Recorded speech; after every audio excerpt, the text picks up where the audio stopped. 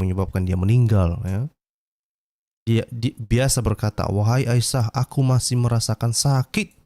Nah, ini ya, ini Muhammad sendiri yang melaporkan bahwa dia itu masih merasakan sakit yang disebabkan oleh makanan yang kumakan di Khaybar, dan saat ini aku merasa seolah-olah urat nadiku dipotong dari racun itu, katanya begitu ya. Shalom Bapak Ibu dan saudara-saudara yang dikasihi Tuhan Yesus Kristus. Penyesatan memang ada, tetapi cilakalah mereka yang membuat penyesatan itu. Iblis hadir menyerupai domba, tetapi oleh hikmat dan kasih karunia Roh Kudus yang menyertai kita, dari buahnya lah kita boleh mengerti dari pengajaran-pengajaran yang diberikan kepada setiap orang. Kita simak setiap video yang ada dengan membuka hati, membuka mata, dan membuka telinga, supaya kita beroleh pengajaran dan pembelajaran dari setiap apa yang boleh kita simak. Nah, ini makna kematian Muhammad ini apa? Dan misalnya begini, misalnya ini saya kasih contoh ya. Misalnya saya kasih contoh. Makna kematian Muhammad yang diracun misalnya, itu maknanya apa gitu. Maknanya bagi umat manusia itu apa? Kan gitu ya. Atau misalnya hal-hal yang lain lah ya. Hal-hal yang lain, misalnya pernyataan-pernyataan Muhammad seputar atau sebelum dia menghembuskan nafas terakhir gitu. Ya kan? Nah, kenapa ini menarik bagi saya? Coba ya, kalau kita bandingkan apa yang dilakukan oleh Kainama misalnya, saya masih fokus kepada Kainama ini. Nah, saya merasa bahwa Kainama ini nggak ada rasa bersalahnya dengan apa yang dia lakukan ya. Tapi oke lah, kalaupun dia tidak merasa bersalah ya, saya berharap Kainama fokus untuk ngajari umatnya tentang Muhammad. Ya. Kalau misalnya kita lihat video ya, ini coba saya share deh ya. Kalau misalnya ini kalau misalnya kita lihat di Google, memang banyak dibicarakan ya di sini ya, dibilang detik-detik wafatnya Nabi Muhammad SAW ya. Ini kisah wafat Nabi Muhammad SAW ya, banyak juga ya di videonya sebetulnya, tetapi itu dibahas udah 7 bulan yang lalu, 6 tahun yang lalu, 4 bulan yang lalu, ini 5 tahun yang lalu, ini udah lama ya, ini sudah lama. Saya kurang tahu kenapa orang tidak berminat untuk membicarakan ini. Apakah kematian Muhammad ini nggak punya makna sama sekali, makanya orang nggak terlalu peduli gitu loh. Saya kurang tahu ini ya. Yang kedua adalah kalau kita lihat video-video ini ya, sekali lagi saya merasa bahwa ada kisah yang tidak diungkapkan di dalam video-video ini ketika saya menelusuri sumber-sumber Islam ya. Nah, nanti kita akan lihat sumber-sumber Islam bicara apa tentang kematian Muhammad ini gitu. Apa yang dilakukan oleh Kainama? Mari kita lihat apa yang dilakukan oleh Kainama. Inilah yang dilakukan oleh Kainama misalnya ya, ini dalam 8 hari yang lalu.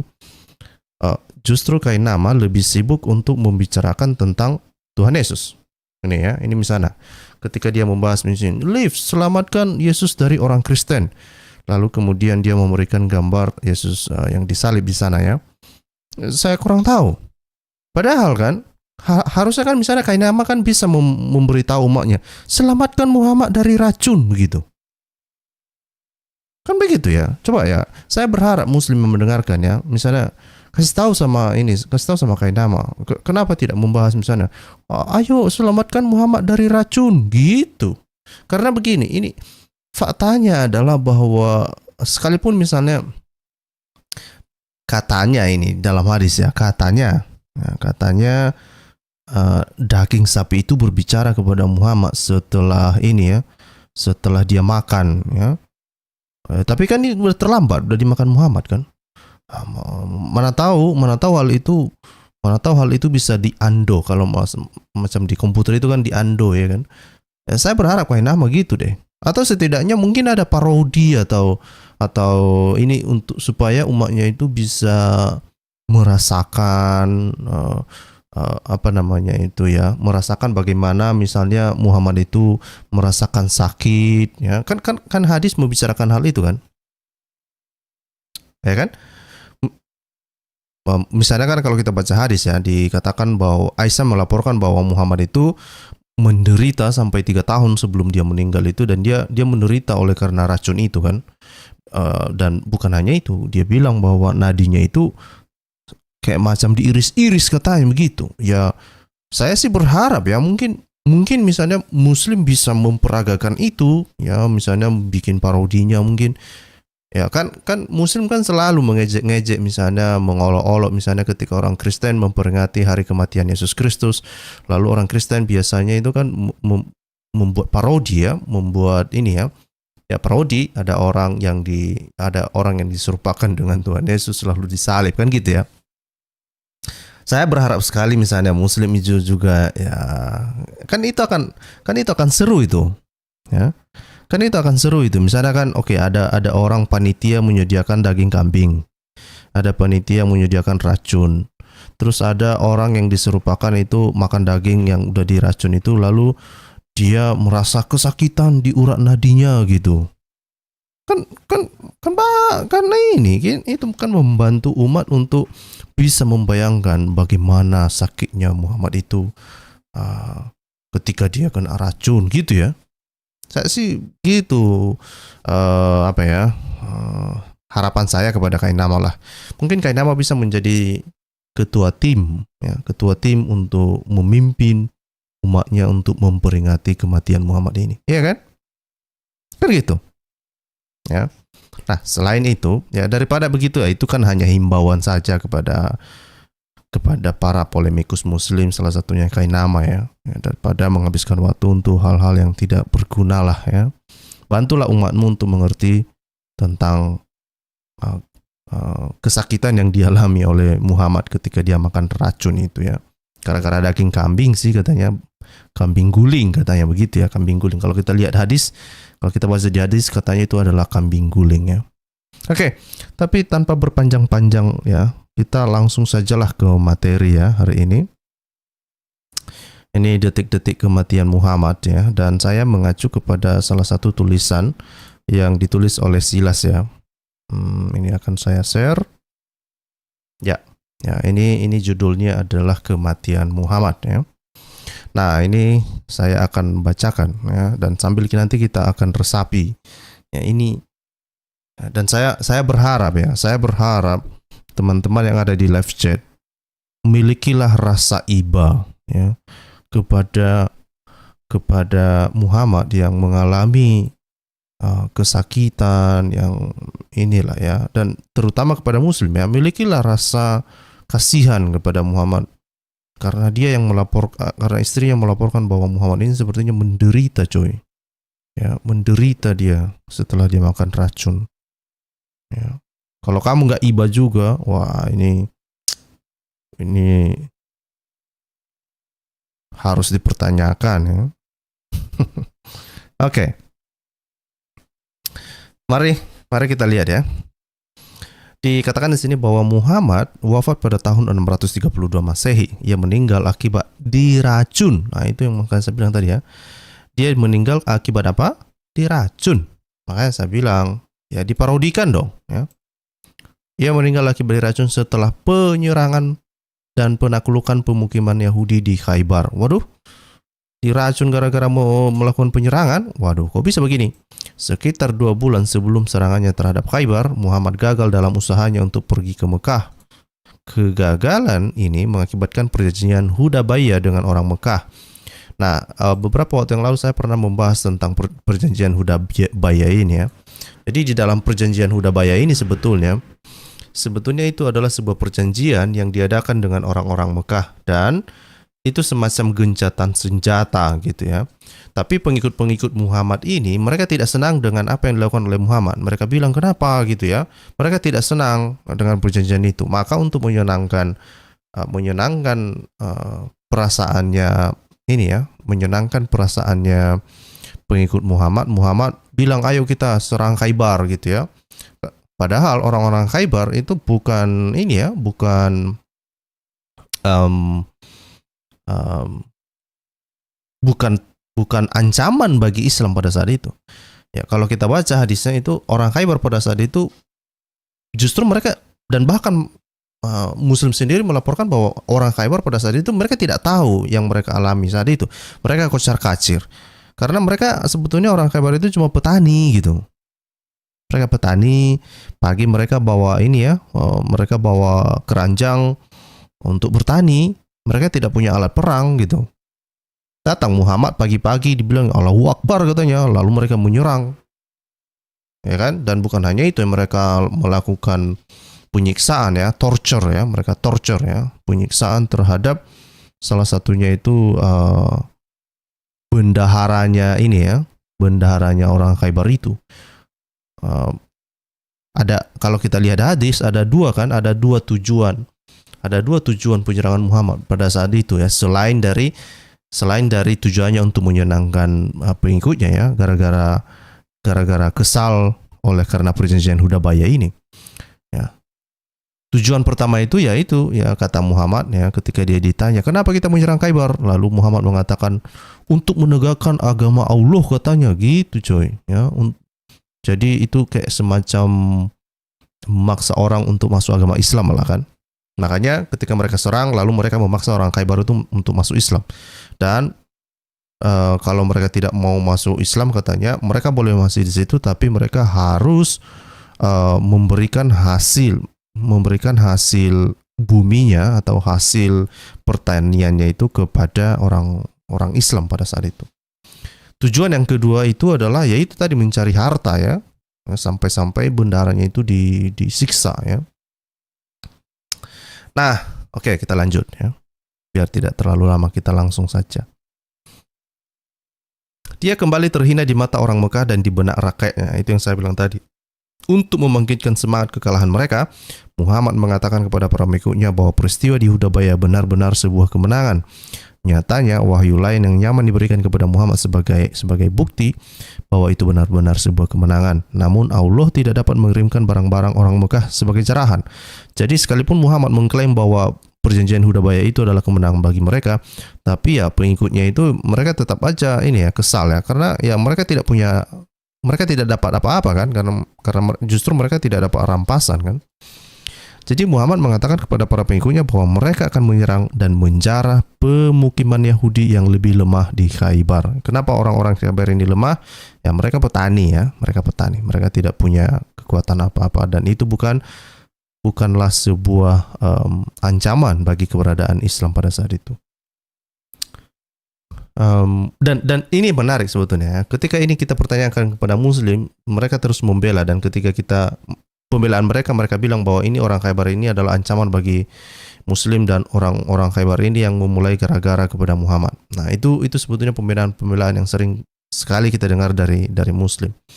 Tapi ketika kita minta, oke, tunjukkan buktinya ya minimal bukti dari sumber-sumber Islam, justru mereka hanya berkelit dan tidak bisa menunjukkan bukti dari atau pendukung dari argumen yang mereka ajukan itu ya.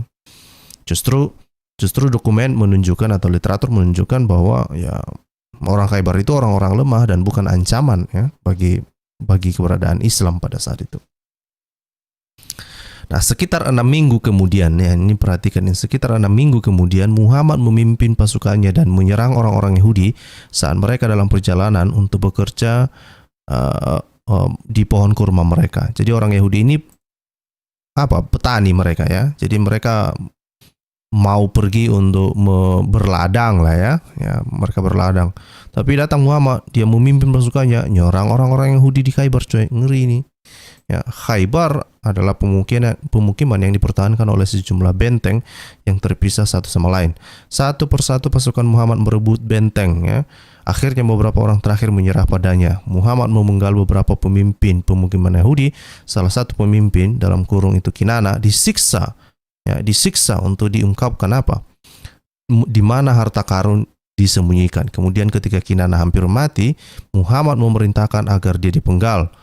Banyak wanita dan anak-anak diperbudak Muhammad bahkan mengambil wanita tercantik untuk dirinya sendiri dan menikahinya. Dan kita sudah tahu ini bagaimana kisah Safiyah ini menjadi istri Muhammad ya. Ya, ini bahkan si Safiyah ini tidak punya waktu untuk meratapi keluarganya yang baru tewas ya. Tapi diambil Muhammad coy, ya, gara-gara cantik ya. Gara-gara cantik. Ngeri nih. Ngeri. Oke? Nah, terus dikatakan beberapa penduduk Khaybar membuat kesepakatan dengan Muhammad. Ya, alih-alih memperbudak mereka, yang akan membuat kebun buah-buahan Khaybar yang kaya menjadi tidak terurus dan tidak produktif. Orang-orang Yahudi akan memberi Muhammad dan kaum muslim setengah dari semua yang mereka hasilkan. Itu yang makanya saya bilang tadi ya. Jadi setelah mereka menyerang Khaybar, terus mereka kuasailah daerah itu, terus mereka mengalahkan orang-orang Yahudi di Khaybar itu, lalu orang-orang Yahudi yang mau bertahan hidup dan mereka mau meneruskan berladang, salah satu yang harus mereka lakukan itu adalah menyerahkan setengah hasil pertanian mereka kepada muslim. Ngeri ini coy ya. Ngeri ya. Jadi bukan hanya merampas harta mereka pada saat itu, bahkan apa yang akan dihasilkan pun dirampas juga ya. Ngeri ya, ngeri ini. Muhammad menerima kesepakatan itu dengan ketentuan bahwa mereka dapat diusir kapan saja. Bertahun-tahun kemudian Umar mengusir orang-orang Yahudi terakhir yang tersisa dari Khaybar. Jadi ya itu tidak berhenti sampai di situ ya. Mereka justru si Umar si panglimanya Muhammad lah ya. Umar ini kan panglimanya Muhammad yang kemudian berhasil mengusir semua orang-orang Yahudi dari Khaybar itu. Segera setelah penaklukan Khaybar, jadi perhatikan runtutan kisahnya tadi itu. Jadi setelah Khaybar itu ditaklukkan, ya ada orang Yahudi yang sepertinya sudah menaruh dendam sama Muhammad ya, gara-gara ya keluarganya dihabisi kan. Jadi segera setelah penaklukan Khaybar ini ya, seorang wanita Yahudi menyiapkan makan malam untuk Muhammad dan beberapa anak buahnya. Tidak diketahui oleh umat Islam bahwa dia telah memasukkan racun ke dalam domba ya. Ya, ada yang mengatakan kambing ya, yang disajikan saat makan malam. Muhammad memakan sebagian dari daging domba beracun itu dan mati 3 tahun kemudian. Nah ini yang saya bilang tadi. Jadi misalnya kalau ada parodi misalnya, maka harus ada orang yang memerankan seorang perempuan Yahudi, terus ada orang yang menyiapkan makan malam, ada yang membuat daging guling, kambing guling, terus ada yang membuat membuat ramuan racun. Terus ada ya itu parodinya dibuat deh. Gitu ya kan? Gitu. Ya, kita lihatlah, kita tunggu sampai kapan Muslim bisa mengaktualisasikan komedi semacam itu kan gitu ya.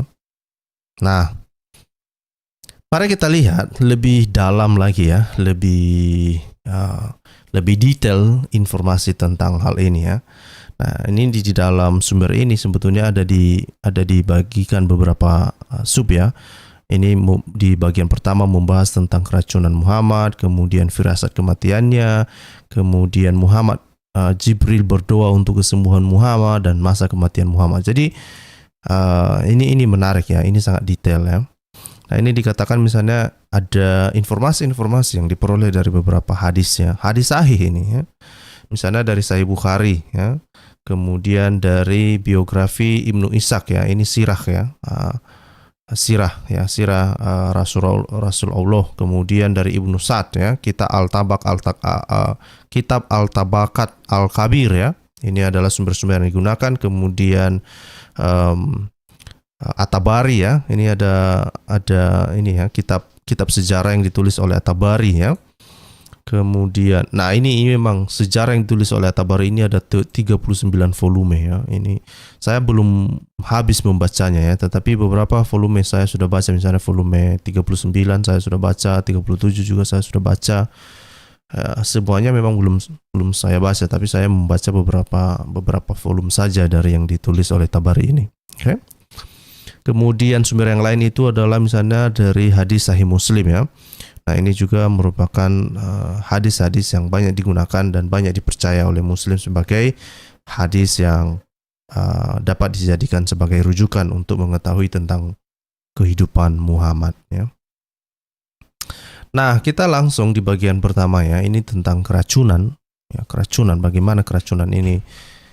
Bagaimana Muhammad itu bisa keracunan ya? Nah, ini misalnya kalau kita lihat di hadis Bukhari ya, ini ada nomornya. Silakan mengecek langsung. Ini yang diriwayatkan oleh Ibnu Malik, dikatakan bahwa seorang wanita Yahudi membawa seekor domba beracun dimasak untuk Nabi yang memakannya. Dia dibawa ke Nabi dan dia ditanya apakah kita akan membunuhnya. Dia berkata no ya, saya terus melihat efek racun pada langit-langit mulut Rasulullah. Jadi si Adam Malik itu bahkan bisa melihat ya bagaimana langit-langit mulut Rasulullah itu kena racun dia coy ya, mungkin melepuh ya. Aku nggak tahu ya, bayangkan aja orang minum air panas ya kan, itu bisa melepuh. Ya, saya kurang tahu kena racun orang Yahudi apakah itu juga melepuh, saya nggak tahu. Ya, saya minum dulu coy, kering kerongkongan.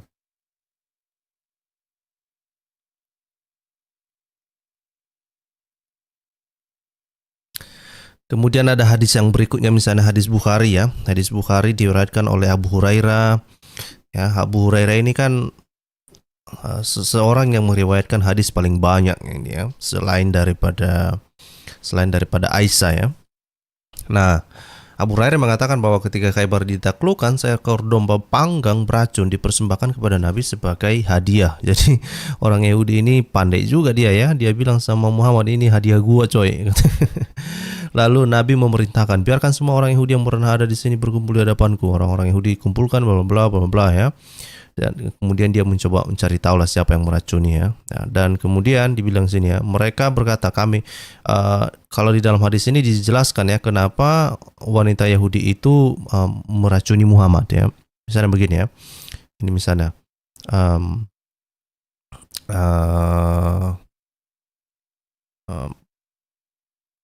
ini ya, misalnya mereka berkata, wahai Abu Al-Qasim, dia bertanya, apakah kamu meracuni domba ini ya, ini dalam hadis ini ya. Terus mereka menjawab. Jadi orang-orang Yahudi yang di kabar itu mereka menjawab yes ya. Lalu dia bertanya, Muhammad bertanya, apa yang membuatmu melakukannya ya. Jadi apa alasan orang itu mau meracuni Muhammad gitu ya.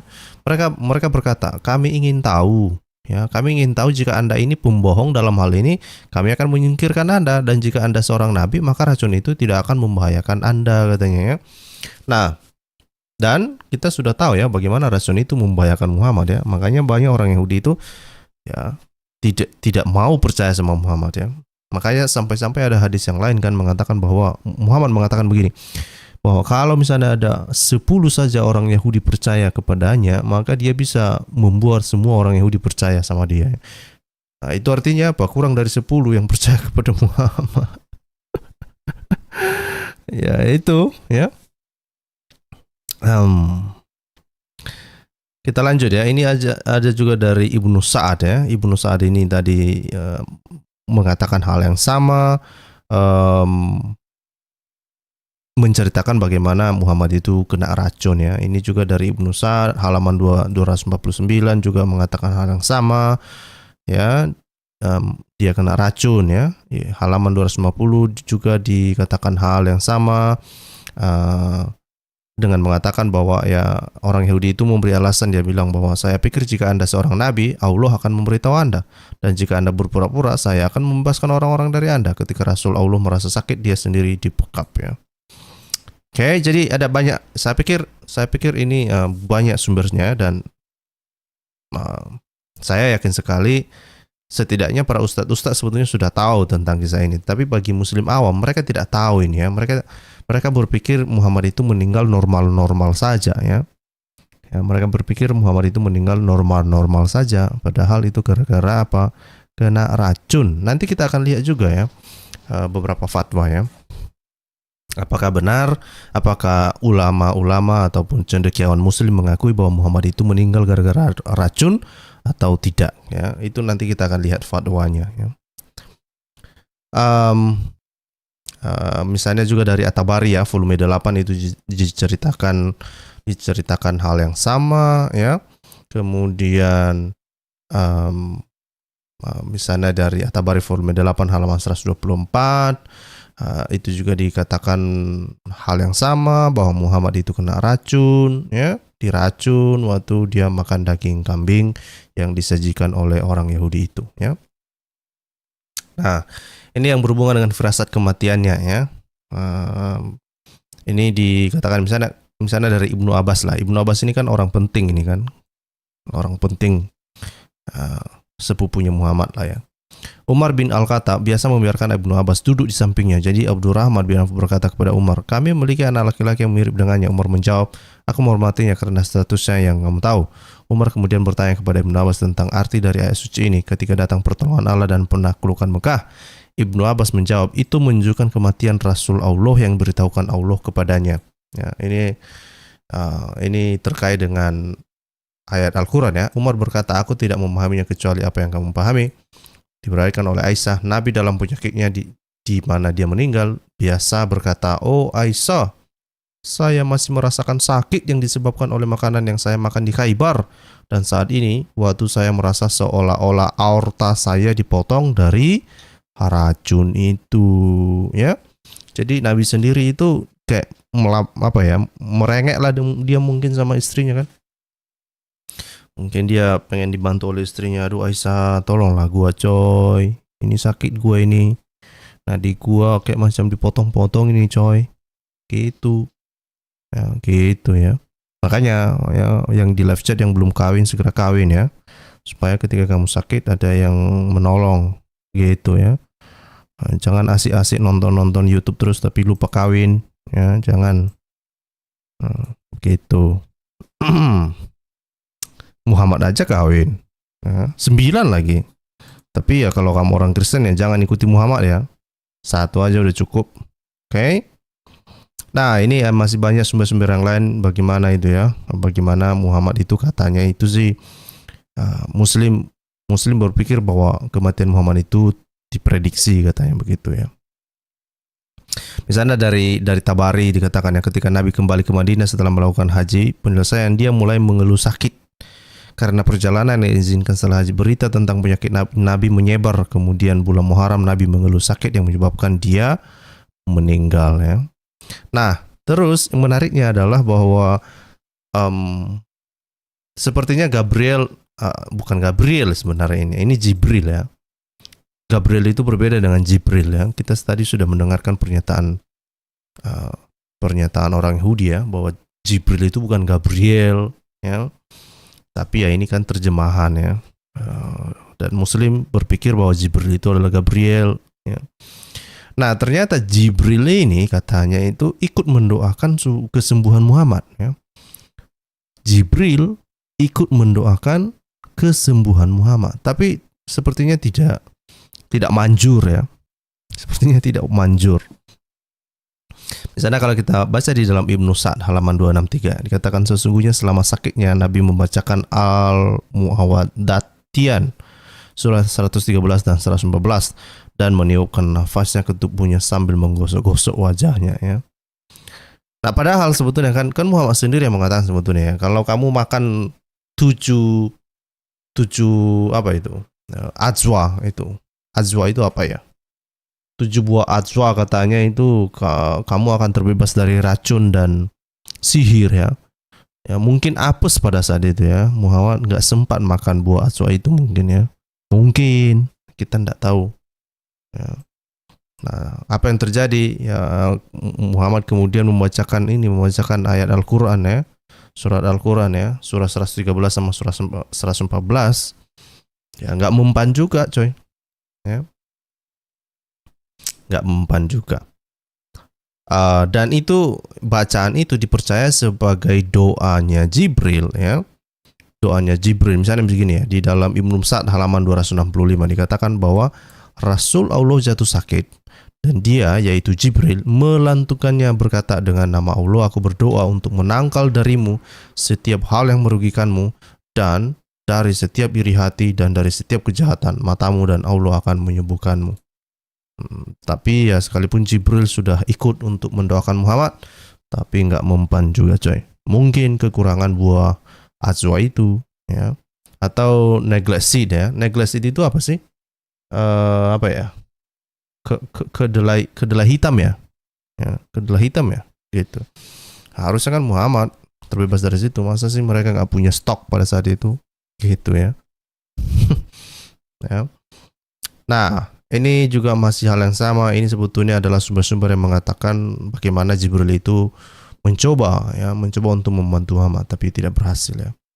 Nah, ini peristiwa atau detik-detik ya, detik-detik di mana peristiwa kematian Muhammad ini. Mari kita lihat ya, melalui hadis-hadis yang sahih ya, yang ada di dalam literatur Islam itu sendiri. Misalnya di dalam Sahih Bukhari ya. Sahih Bukhari 573 diriwayatkan oleh Aisyah. Ini istrinya yang melaporkan ya, bukan orang lain. Bukan orang lain sebetulnya yang melaporkan ini ya. Dikatakan bahwa Nabi dalam penyakitnya yang menyebabkan dia meninggal ya. Dia biasa berkata, "Wahai Aisyah, aku masih merasakan sakit." Nah, ini ya, ini Muhammad sendiri yang melaporkan bahwa dia itu masih merasakan sakit yang disebabkan oleh makanan yang ku makan di Khaybar, dan saat ini aku merasa seolah-olah urat nadiku dipotong dari racun itu, katanya begitu ya. Jadi siapa yang melaporkan bahwa Muhammad itu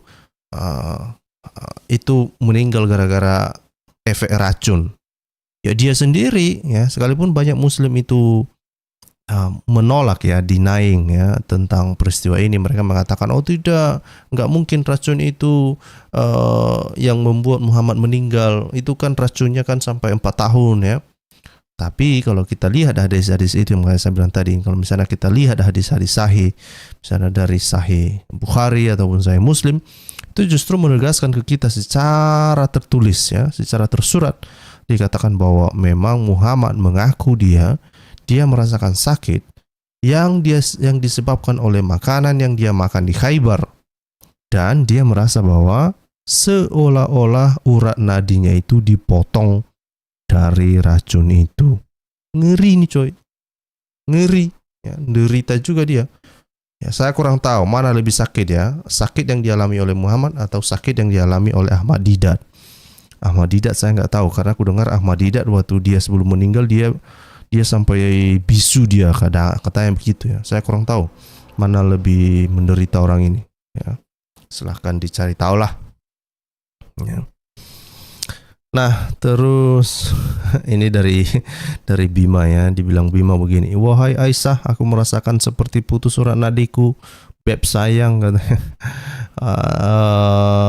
Aku nggak tahu lah apakah ada beb sayang dulu waktu itu ya Pak, saya nggak tahu ya, mungkin ada lah. Aku nggak tahu apa bahasa cintanya Muhammad sama Aisyah, nggak tahu juga. Apakah dia panggil sayang sama Aisyah, saya nggak tahu juga ya. Kita nggak punya sumber untuk itu ya. Justru sumber yang kita bisa lihat adalah bagaimana Muhammad itu memukul Aisyah di bagian dada ya, dan bahkan dia mengizinkan Abu Bakar Abu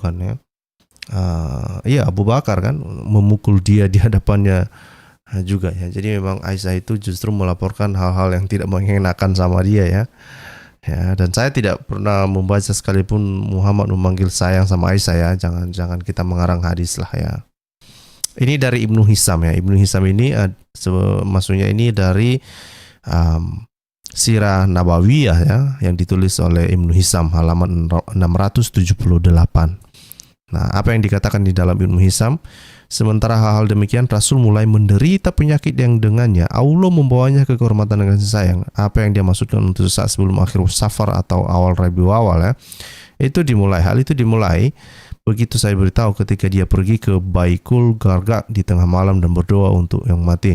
Kemudian dia kembali ke keluarganya dan di pagi hari penderitaannya mulai. Jadi ini si Ibnu Hisam itu melaporkan bagaimana permulaan penyakit Muhammad itu ya, sesaat sebelum dia meninggal ya.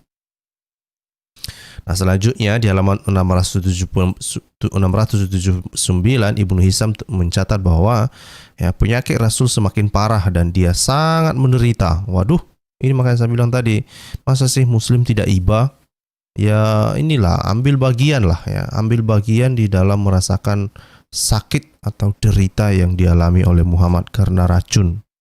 Ya, masa kalian tidak mau kayak gitu? saya masih melihat orang Kristen ketika misalnya memperingati hari kematian Yesus ya. Ada yang bahkan rela dipukul ya. Misalnya parodi jalan salib ya. Parodi jalan salib kan ada yang rela misalnya badannya itu dipukul sambil memikul salib ya.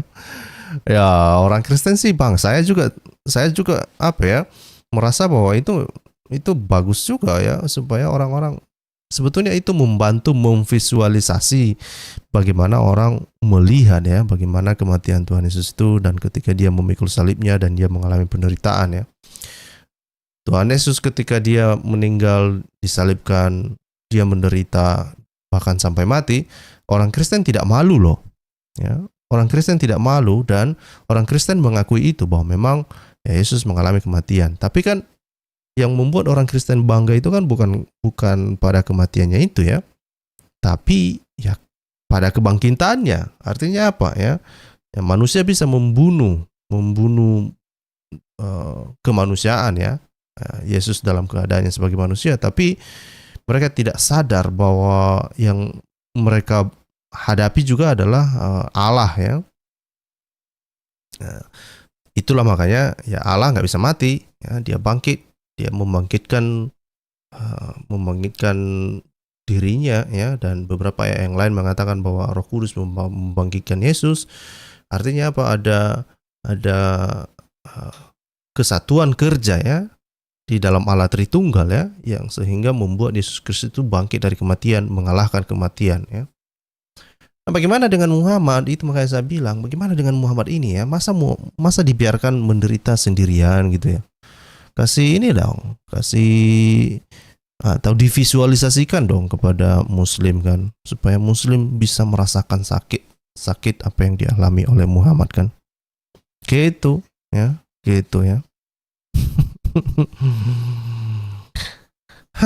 Saya kurang tahu lah, mudah-mudahan mereka mengerti apa yang saya maksud ya. Dia berkata ya, tuang 7 kantong air dari sumur yang berbeda ke atasku sehingga aku bisa pergi ke laki-laki dan mengajar mereka ya. Kami membuatnya duduk di bak milik Hafsah dan Umar ya. Dan kami menuangkan air ke atasnya sampai dia berteriak cukup. Jadi sampai sakitnya itu ya, karena penyakitnya sangat parah dan dia sangat menderita, dia pengen disirami pakai air. Mungkin kepanasan dia coy ya, mungkin panas. Gara-gara racun itu mungkin kayak macam terbakar lah mungkin hatinya kan. Gak tahu lah kita ya. Kemudian dia Muhammad berkata, Tuhan telah memberikan salah satu hambanya pilihan antara dunia ini dan yang ada di situ, dan dia telah memilih yang terakhir. Ya di akhir-akhir hidupnya pun dia masih ngaku-ngaku bahwa dia itu adalah pilihan Allah. Oke. Go ahead Muhammad ya, tidak ada yang melarangmu mengaku-ngaku ya. Kemudian di halaman 680 ya, Ibnu Hisham terus mencatat ya. Kemudian beberapa istrinya berkumpul dengannya sementara pamannya Abbas ya. Ibnu Abbas ya. Ibnu Abbas ini rupanya pamannya ya, bukan sepupunya tapi pamannya ya. Dan mereka setuju untuk memaksanya minum obat.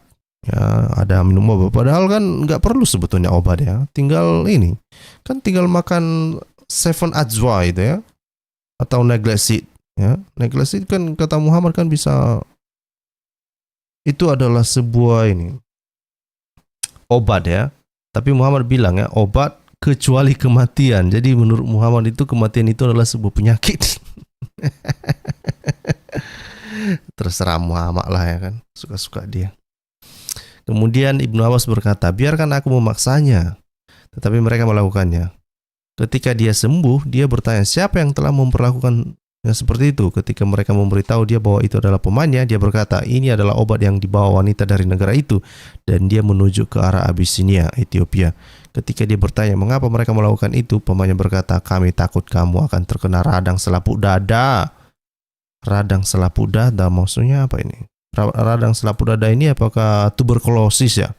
Tuberkulosis atau apa ini? Gak tahu lah. Radang selaput dada lah dibilang si Ibnu Hisham ya. Dia menjawab, itu adalah penyakit yang Tuhan tidak akan menimpaku. Ya, Muhammad ini sosokan ya. Dia bilang itu nggak mungkin itu terjadi sama gua katanya. Ya, kemudian jangan ada yang berhenti di rumah sampai mereka dipaksa untuk minum obat ini kecuali pamanku ya. Jadi dia nggak rela kalau misalnya ada yang memaksa dia itu makan obat ya. Tapi kalau pamannya yang kasih obat dia nggak berani melawan. Maimunah, salah satu istri Muhammad, terpaksa mengambilnya meskipun dia berpuasa karena sumpah Rasul sebagai hukuman atas apa yang telah mereka lakukan padanya. Ya. Ini juga di dalam catatan Ibnu Sa'd, sebetulnya sama ya semua ini ya, semua sama. Ya, mereka mencoba untuk membantu Muhammad lah ya, dan mereka sebetulnya ini sebetulnya menegaskan ke kita bahwa memang ada peristiwanya itu adalah bahwa Muhammad menderita penyakit, menderita kesakitan gara-gara efek racun yang dia makan di Khaybar ya. Jadi ketika Muslim mencoba untuk membela diri, no ya, big no ya, no. Karena sumber Islam itu sendiri mengatakan yang demikian ya. Coba kita langsung ya. Jadi dari semua informasi yang kita bisa lihat itu ya, makanya saya bilang tadi ya, coba kita lihat ya ringkasannya seperti apa. Muhammad ini adalah ringkasan dari kisah yang telah kita bahas tadi ya. Muhammad menyerang Khaybar ya, dia menghancurkan, menyiksa, membunuh, menjara dan memperbudak banyak orang ya. Itu bisa dilihat di dalam kitab Al-Tabaqat Al-Kabir volume 2 ya, halaman 134, 36 dan 137. Mereka bersiap untuk menyerangnya. Seseorang wanita Yahudi yang keluarganya telah dibunuh oleh Muhammad memasukkan racun ke dalam seekor domba ya. Ada yang bilang ini domba ya, ada yang bilang daging kambing, ada yang bilang kambing guling ya. Dan memberikannya kepada Muhammad dan Muslim lainnya. Muhammad menelan beberapa daging domba beracun itu dan kemudian merasakan efeknya. Dia meninggal 3 tahun kemudian akibat keracunan ya. Nah, apa yang perlu dibahas dari kejadian itu ya? Yang perlu diselidiki di sini adalah keadaan kematian Muhammad. Orang-orang Yahudi berencana membunuhnya. Orang-orang Yahudi percaya bahwa seorang nabi sejati akan diperingatkan sebelumnya tentang perbuatan mereka, tetapi seorang penipu tidak akan diperingatkan oleh Tuhan. Nah, ini kayak semacam, kenapa hal ini terjadi ya? Setidaknya kalau kita ikuti narasi Islam ini, sepertinya orang Yahudi punya tradisi, atau setidaknya mereka tahu bagaimana mengetes kenabian seseorang itu ya. Salah satunya dia bilang bahwa ya kalau memang dia dari Tuhan, pastilah nanti Tuhan akan memberi peringatan kepadanya, jangan kau makan daging itu ya. Itu pula ya tes yang dilakukan orang Yahudi itu ya. Tapi ternyata Muhammad memakannya ya, dan dia sampai menderita gara-gara efek dari racun itu. Kaum Muslim juga percaya hal ini. Muslim lain yang meninggal berkata bahwa menurutnya Muhammad tidak akan memakan sesuatu yang beracun ya. Kemudian orang Yahudi benar Muhammad memakan racun itu dan mati karenanya. Mereka membuktikan menurut ujian mereka bahwa Muhammad bukanlah seorang nabi seperti yang mereka katakan dalam kutipan yang sudah kita baca sebelumnya ya, dari hadis. Kami ingin tahu apakah Anda seorang pembohong dalam hal ini. Ini yang dikatakan oleh orang Yahudi ya, ketika mereka ditanya mengapa mereka menaruh racun itu ke dalam daging itu ya. Mereka pengen mengetes Muhammad. Orang-orang Yahudi ini yakin bahwa seorang nabi sejati akan mengetahui apa yang sedang terjadi gitu. Dalam hal ini Muhammad tidak tahu. Padahal katanya Muhammad itu akan diperingatkan oleh Tuhan supaya dia tidak celaka ya. Tapi ternyata peringatan itu terlambat coy ya. Mungkin pada saat itu Jibril sedang ngopi ya. Tahu-taunya Muhammad makan racun pula. Hanya setelah Muhammad makan dari anak domba, barulah anak domba itu berbicara dengannya. Ya, jadi daging kambing yang berbicara. Saya tidak berpikir bahwa itu sendiri merupakan sesuatu yang ajaib ya. Bahkan Muslim lainnya tahu itu buruk sebelum Muhammad memakannya ya. Kebanyakan orang dewasa tahu ketika mereka makan sesuatu yang buruk. Jadi bagi Muhammad untuk mengatakan domba-domba itu berbicara dengannya sama sekali bukan kenabian. Bahkan seorang anak memuntahkan makanan yang rasanya tidak enak. Ya, Muhammad udah melihat ya kawan-kawannya itu meninggal ya. Terus dia muntahkanlah itu daging itu yang dia makan. Lalu dia bilang, itu saya muntahkan ya gara-gara apa? Itu dagingnya bicara sama gua katanya gitu. Udahlah Muhammad ya, pada dasarnya dia udah terlambat dah. Berkali-kali sebelumnya Muhammad mengklaim memiliki wahyu yang memperingatkannya akan bahaya. Dia bahkan menggunakan salah satu wahyu yang nyaman ini sebagai alasan untuk menyerang pemukiman Yahudi di Banu Nadir. Namun, di Khaybar, wahyu datang terlambat. Terlambat untuk menyelamatkan nyawanya sendiri, terlambat untuk menyelamatkan nyawa Bisar, ya. Terlambat sudah, terlambat sudah. Daging beracun telah dimakan. Kan begitu ya. Ini yang terjadi rupanya. Saat penyakitnya semakin parah, Muhammad mulai berdoa untuk kesembuhan, dan bukan hanya Muhammad yang berdoa, ya. Jibril pun ikut terlibat, ya. Jibril juga beraksi dan berdoa untuk kesembuhannya, ya. Muhammad bahkan membuat dirinya dibekap, ya, yang terbaik dari semua obat, ya. Jelas pada titik waktu ini Muhammad ingin disembuhkan, tapi itu tidak membantu, ya. Kenapa hal itu tidak membantu, saudara-saudara? Karena semakin memburuk, saudara-saudara. Muhammad menyadari bahwa dia sedang sekarat, berhenti berdoa untuk kesembuhan, ya, dan mengklaim bahwa Allah telah memberinya pilihan untuk pergi ke surga, ya kan? Ya, kalau kamu sudah tahu kamu mau ke surga, ngapain tadi itu berharap disembuhkan, kan gitu, ya. Kemudian Muhammad berkata dia kemudian ingin pergi ke surga. Mengetahui permainan sudah habis, dia memanfaatkan yang terbaik dari situasi yang gagal. Oke, nah itulah yang terjadi, ya.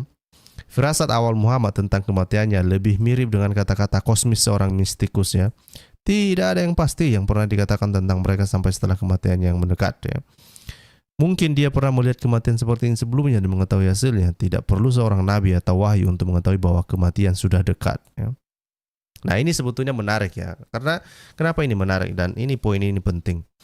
Karena misalnya kalau kita lihat, kita refleksikan lah, ya, tentang kematian Yesus, ya. Jauh-jauh hari Tuhan Yesus memprediksi kematiannya.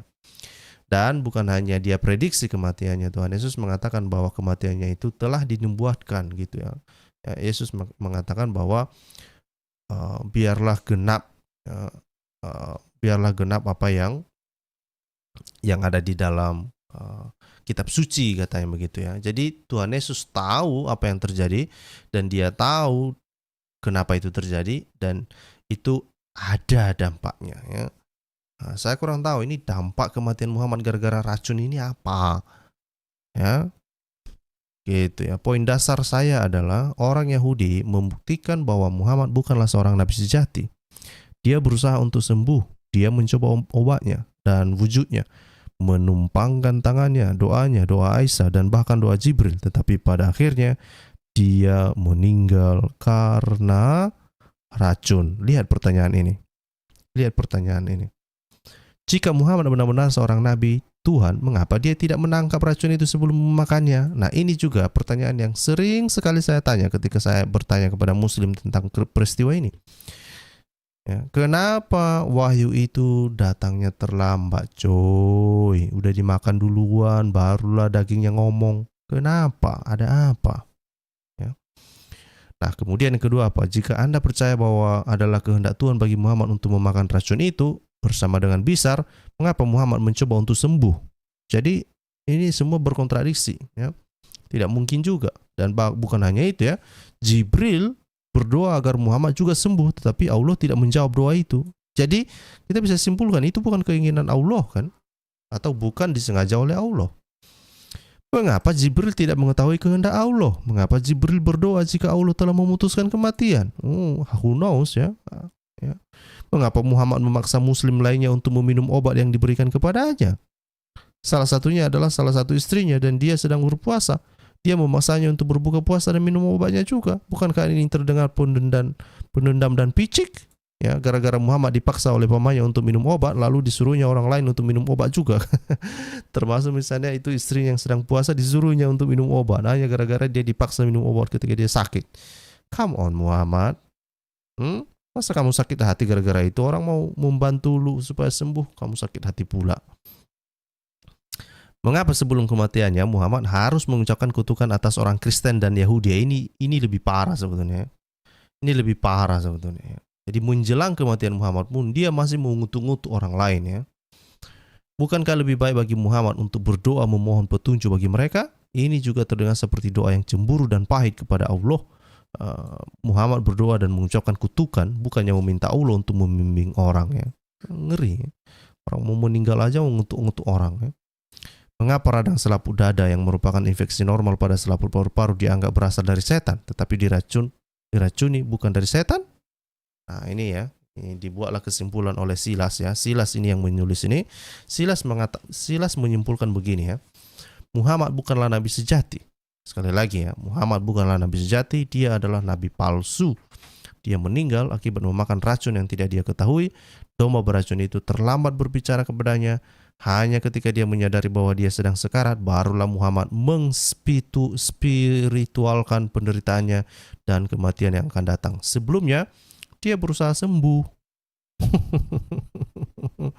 Berusaha dia sembuh, saudara-saudara. Ya kan? Nah, tapi ya udah terlambat. Musa tahu tentang kematiannya.